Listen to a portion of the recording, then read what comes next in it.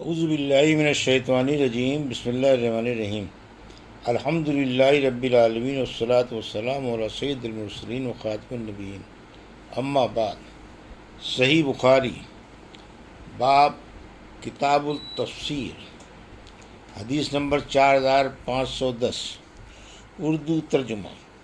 ہم سے قنیبہ بن سعید نے بیان کیا، انہوں نے کہا ہم سے جریر نے بیان کیا، ان سے مطرف نے بیان کیا، ان سے شعبی نے بیان کیا، اور ان سے عدی بن حاتم رضی اللہ عنہ نے بیان کیا کہ میں نے عرض کیا، یا رسول اللہ، آیت میں خبط العبیس اور خبط الاسود سے کیا مراد ہے؟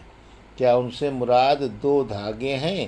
حضور اکرم صلی اللہ علیہ وسلم نے فرمایا کہ تمہاری کھوپڑی پھر تو بڑی لمبی چوڑی ہو گئی۔ اگر تم نے رات کو دو دھاگے دیکھے ہیں، پھر فرمایا کہ ان سے مراد رات کی سیاہی اور صبح کی سفیدی ہے۔ حدیث نمبر 4511، اردو ترجمہ۔ ہم سے سعید بن ابی مریم نے بیان کیا، انہوں نے کہا ہم سے ابو غسان محمد بن مطرف نے بیان کیا، انہوں نے کہا مجھ سے ابو حازم سلمہ بن دینار نے بیان کیا، ان سے حضرت سہل بن سعد رضی اللہ عنہ نے بیان کیا کہ جب یہ آیت نازل ہوئی، کلوا واشربوا حتی یتبین لکم الخبط الابیض من الخبط الاسود اور من الفجر کے الفاظ بھی نازل نہیں ہوئے تھے، تو کئی لوگ جب روزہ رکھنے کا ارادہ کرتے تو اپنے دونوں پاؤں میں سفید اور سیاہ دھاگا باندھ لیتے، اور پھر جب تک وہ دونوں دھاگے صاف دکھائی دینے نہ لگ جاتے برابر کھاتے پیتے رہتے۔ پھر اللہ تعالیٰ نے من الفجر کے الفاظ اتارے، تب ان کو معلوم ہوا کہ کالے دھاگے سے رات اور سفید دھاگے سے دن مراد ہے۔ حدیث نمبر 4512، اردو ترجمہ۔ اللہ تعالیٰ کا ارشاد ہے، اور یہ تو کوئی بھی نیکی نہیں کہ تم گھروں میں ان کی پچھلی دیوار کی طرف سے آؤ، البتہ نیکی یہ ہے کہ کوئی شخص تقوی اختیار کرے اور گھروں میں ان کے دروازوں سے آؤ اور اللہ سے ڈرتے رہو تاکہ تم فلاح پا جاؤ۔ ہم سے عبید اللہ بن موسیٰ نے بیان کیا، کہا ان سے اسرائیل نے، ان سے ابو اسحاق نے اور ان سے برا بن عازب نے بیان کیا کہ جب لوگ جاہلیت میں احرام باندھ لیتے تو گھروں میں پیچھے کی طرف سے چھت پر چڑھ کر داخل ہوتے۔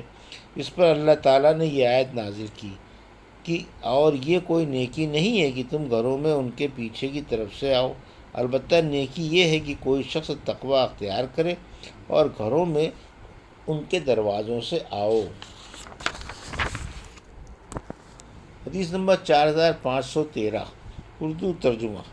اللہ تعالیٰ کا ارشاد، اور ان کافروں سے لڑو یہاں تک کہ فتنہ شرک باقی نہ رہ جائے اور دین اللہ ہی کے لیے رہ جائے، سو اگر وہ باز آ جائیں تو سختی کسی پر بھی نہیں، باز اپنے حق میں ظلم کرنے والوں کے۔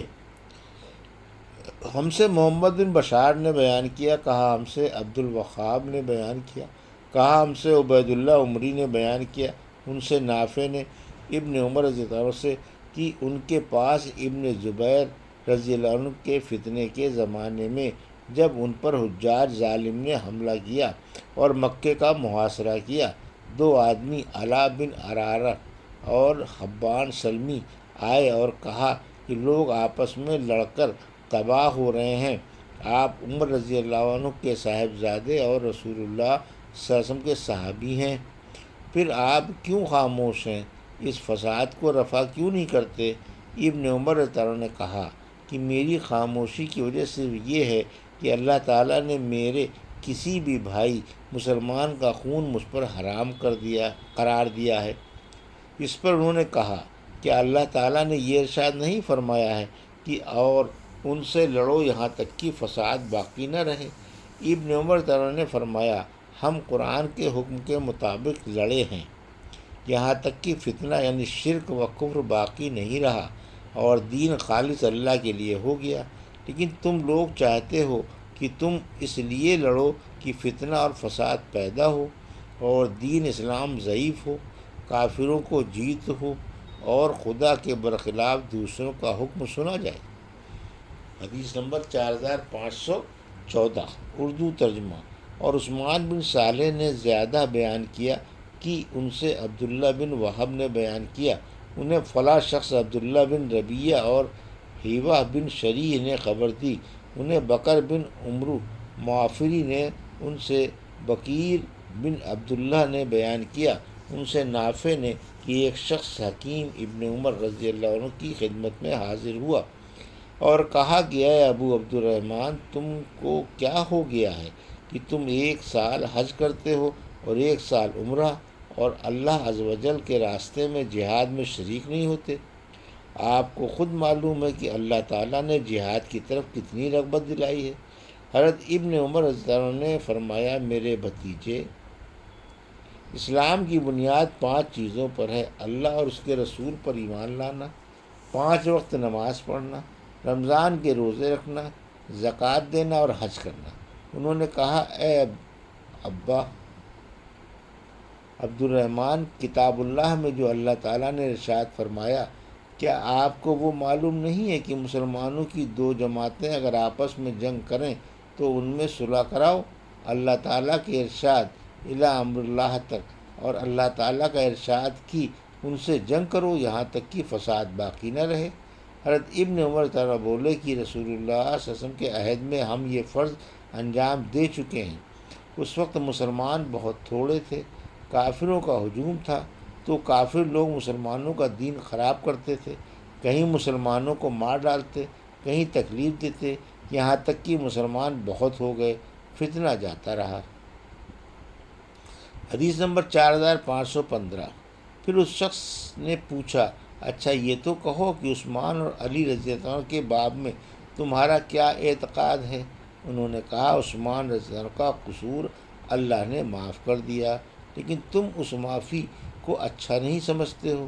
اب رہے حضرت علی رضی اللہ عنہ، تو وہ آقا صلی اللہ علیہ وسلم کے چچا زاد بھائی اور آپ کے داماد تھے، اور ہاتھ کے اشارے سے بتلایا کہ یہ دیکھو ان کا گھر آقا صلی اللہ علیہ وسلم کے گھر سے ملا ہوا ہے۔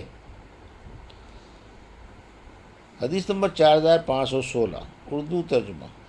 اللہ کی راہ میں خرچ کرتے رہو اور اپنے آپ کو اپنے ہاتھوں سے ہلاکت میں نہ ڈالو، اور اچھے کام کرتے رہو، اللہ اچھے کام کرنے والوں کو پسند کرتا ہے۔ ہم سے اسحاق نے بیان کیا، کہا ہم کو نظر نے خبر دی، ان سے شعبہ نے بیان کیا، ان سے سلیمان نے بیان کیا، انہوں نے ابو وائل سے سنا، اور ان سے حذیفہ رضی اللہ عنہ سے بیان کیا کہ اور اللہ کی راہ میں خرچ کرتے رہو اور اپنے کو اپنے ہاتھوں سے ہلاکت میں نہ ڈالو، اللہ کے راستے میں خرچ کرنے کے بارے میں نازل ہوئی تھی۔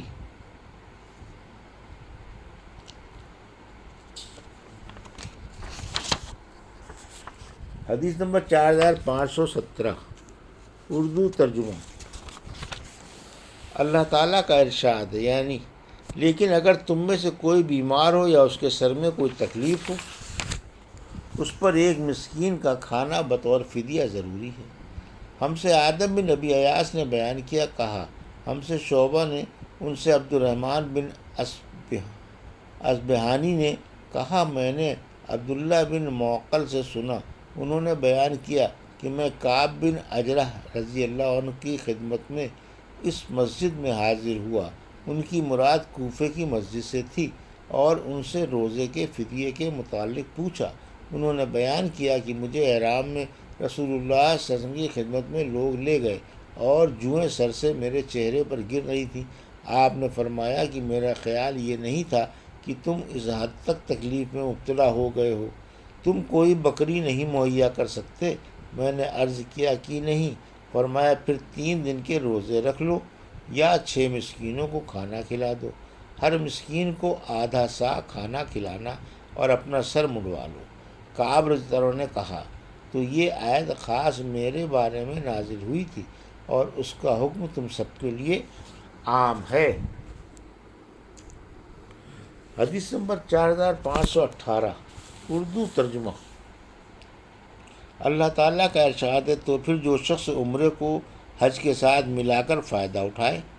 ہم سے مسدد نے بیان کیا، انہوں نے کہا ہم سے یحییٰ نے بیان کیا، ان سے عمران ابی بکر نے، ان سے ابو رجاء نے بیان کیا، اور ان سے عمران بن حسین رضی اللہ عنہ نے بیان کیا کہ حج میں تمتع کا حکم قرآن میں نازل ہوا، اور ہم نے رسول اللہ صلی اللہ علیہ وسلم کے ساتھ تمتع کے ساتھ حج کیا، پھر اس کے بعد قرآن نے اس سے نہیں روکا، اور نہ اس سے حضور صلی اللہ علیہ وسلم نے روکا، یہاں تک کہ آپ کی وفات ہو گئی، لہذا تمتع اب بھی جائز ہے۔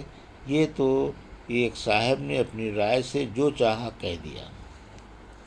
یہ تھی صحیح بخاری باب کتاب التفسیر کی حدیث نمبر 4510 سے 4518 کا اردو ترجمہ جو ابھی آپ نے سماعت فرمایا۔ اللہ سے دعا ہے کہ اللہ ہمیں ان حدیثوں کی صحیح سمجھ عطا فرما، اور ان پر عمل کرنے کی توفیق عطا فرما، آمین یا رب العالمین۔